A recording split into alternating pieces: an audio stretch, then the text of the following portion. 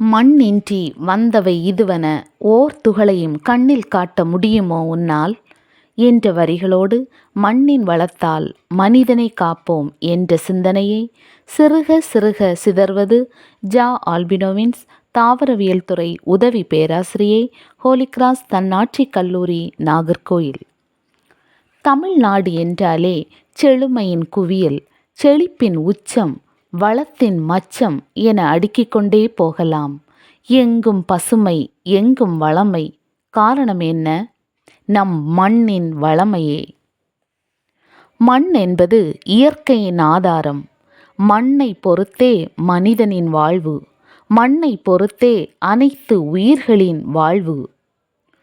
கடவுள் நம்மை மண்ணிலிருந்தே உருவாக்கினார். மண்தான் மனிதனின் முதல் மூலக்கூறு. அதுபோல விடைபெறும் போது மனிதன் மண்ணாகிறான். இதுவே இயற்கையின் சுழற்சி முறை. ஒரு அங்குலம் மண் உருவாக வேண்டுமானால் 500 முதல் 1000 வருடங்கள் தேவைப்படுகின்றன. மண் என்பது ஒரு விதம் அல்ல, மாறாக அதன் வகைகளோ ஏராளம் ஏராளம். அவற்றில் சிலவற்றை சொல்கிறேன், கேளுங்கள்.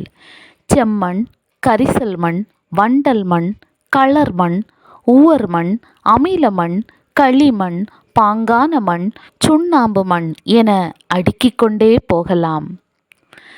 தமிழ்நாட்டின் மண்ணை 4 வகையாக பிரிக்கலாம்.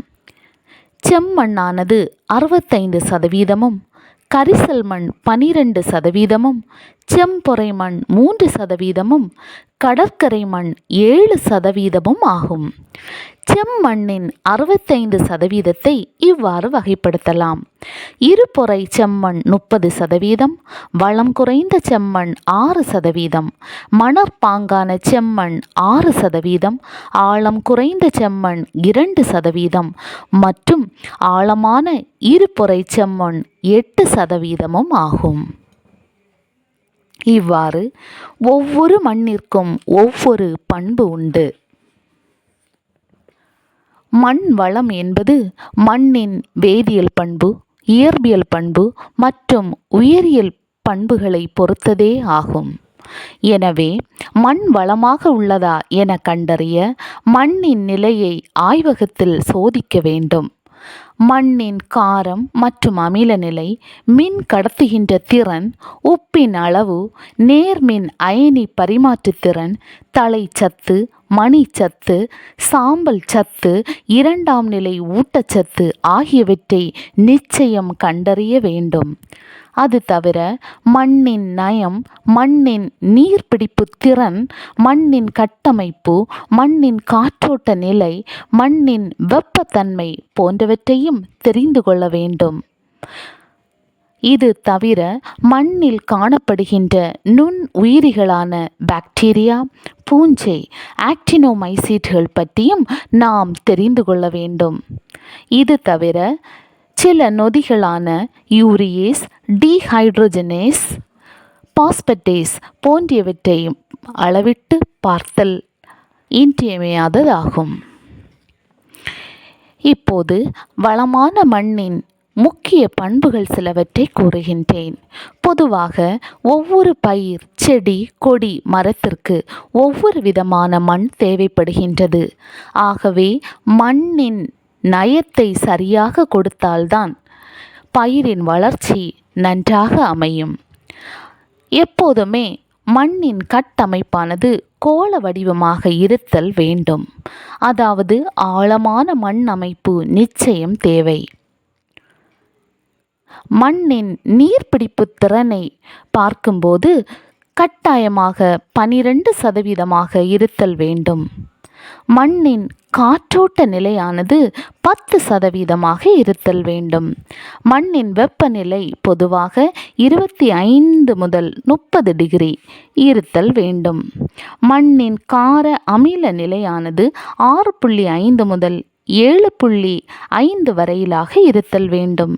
மின் கடத்துகின்ற திறனானது 0.5 டெசிமல் பெர் மீட்டர் இருத்தல் வேண்டும்.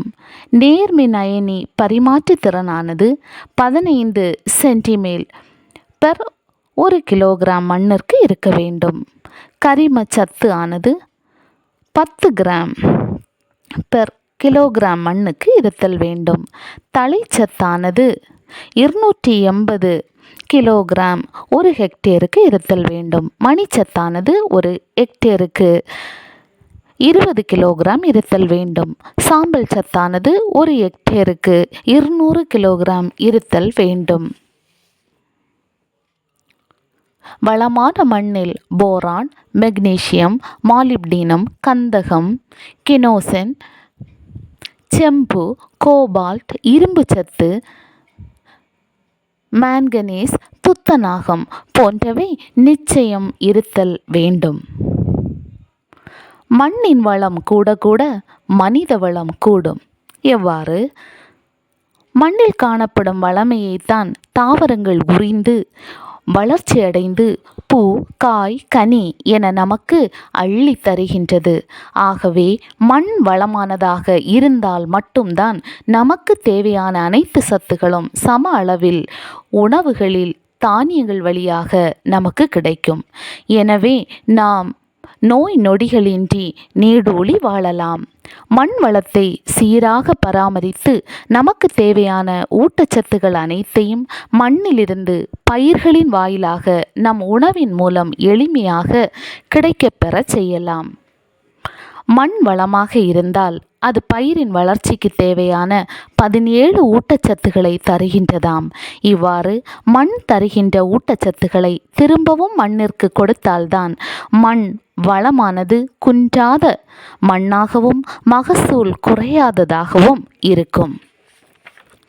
எனவே மண்ணை பொன் போன்று நேசிப்போம். நிச்சயம் மனித இனம் நோயின்றி நீடூழி வாழும் என்பதில் ஐயமில்லை என கூறும் மண் வளம் காக்கும் ஜா ஆல்பினோ வின்ஸ்.